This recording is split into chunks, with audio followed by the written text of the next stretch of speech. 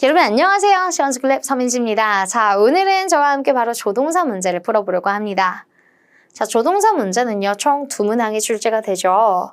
자, 그런데 일반적인 회차에서는 조동사 문제 쉽게 풀리는 난이도로 출제가 될 텐데 가끔씩 해석해봐도 얘도 맞는 것 같고 쟤도 맞는 것 같은데 너무 헷갈려라는 문제들이 덜어 등장합니다. 이거는 바로 조동사의 뉘앙스 때문인데요.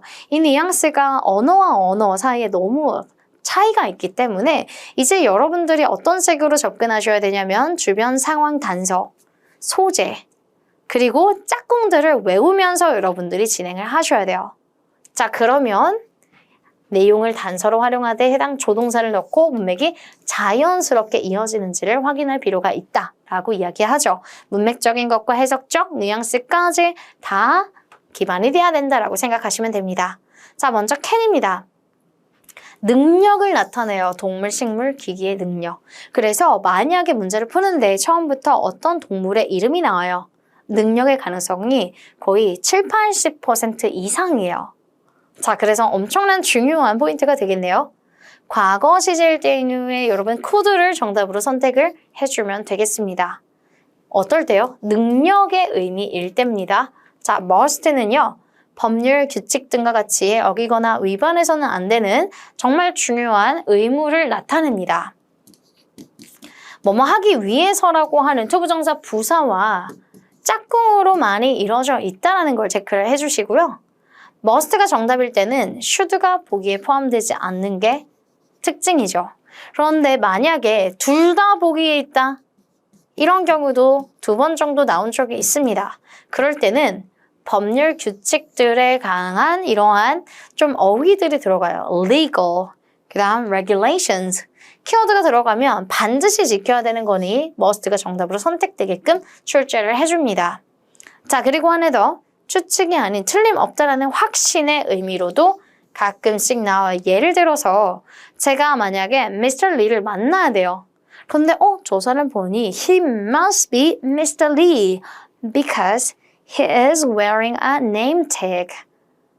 자, 뭐라고 제가 금방 이야기했나요? 저 사람이 Mr. Lee임에 틀림없어. 그 근거는 이름표를 붙이고 있거든. 그러니까 조금 더 그 명확하게 확신할 수 있는 근거가 주변에 나온다라는 거죠. 자, 그러면 should로 갈게요. should 같은 경우에는 must와 달리 법률 규칙과 관련된 내용이 아닌 일상적 조언이나 충고 내용을 출제를 해줍니다. 동일하게 뭐뭐 하기 위해서라는 투부정사 부동사의 목적이 많이 등장하고요. should가 정답일 경우 must가 보기에 포함되지 않을 겁니다. 이 정도로 간단하게 출제가 됩니다. 자, will이 여러분들 가장 헷갈릴 수 있어요. will, can, may를 넣고 헷갈려 하시는 분들이 많았는데요. 미래 시제를 나타내는 표현이 빈칸 문장에 포함이 되어 있는데 조금 더 직설적으로 나오게 됩니다. 그런데 여기에 soon은 좀 뺄게요. soon 빼기. 자, 그 이유가 우리가 여러분들 토익을 준비하고 넘어오시는 분들도 계시고 그렇잖아요. 보통 그 유형에서는 soon은 will이랑 그냥 바로 매칭이 됩니다. 근데 우리 지체부에서는 조금 더 딥하게 들어가요. 문맥과 상황까지 고려를 하는데요. 어떤 소지가 있었냐면 어떠한 자연재해가 등장합니다. volcano eruption이 등장했는데요. 아니면 earthquake이었던 것 같기도 하고요. 지진이나 화산 폭발 같은 경우에는 언제 일어날지 정확하게 알 수가 없어요. 그런데 이 will이라고 하는 것은 조금 정확도 그리고 좀 확실한 느낌이 좀 있단 말이죠. 선택지에 soon은 본문에 있었고요. 빈칸 soon, erupt 라는 동사가 있었어요.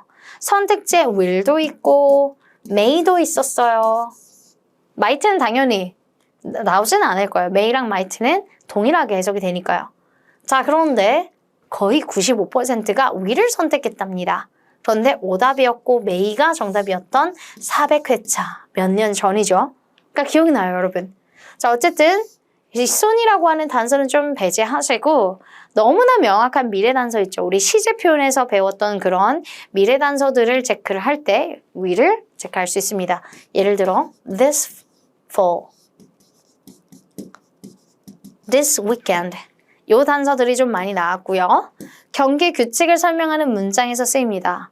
자, 보통 바운더리가 정해져 있어요. 규칙이 정해져 있으면 만약에 내가 카드를 하나 내면 상대방도 카드를 낼 것이야.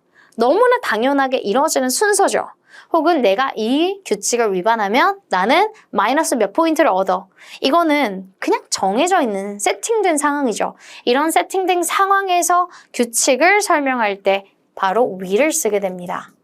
when, if 주어 현재 동사, 그리고 미래 시제 이렇게 체크할 수 있으니까 기억해 주시면 좋겠네요.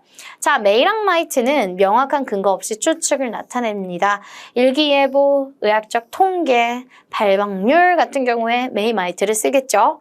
그리고 아까처럼 may, soon, erupt 요거 같이 적어주시고요. 자, would입니다. would는 출제 비율은 상당히 낮지만요.